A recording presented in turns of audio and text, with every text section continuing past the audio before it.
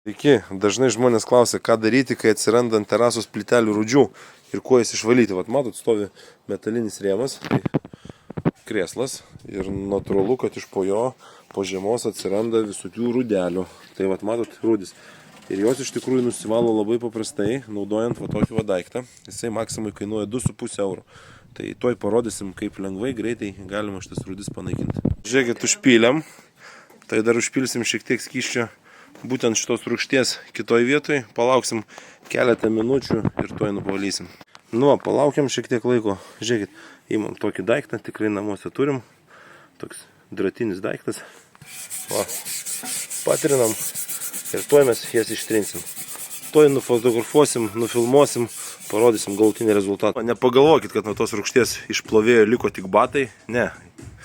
Plovėjas gyvas, bet va, plytelės irgi išsivalė, viskas labai gražiai.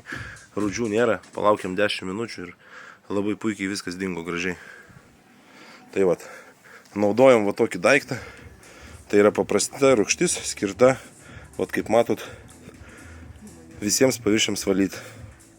Ir va, žiūrėkit, pagrindinis dalykas, valo įsisenėjusias rūdis.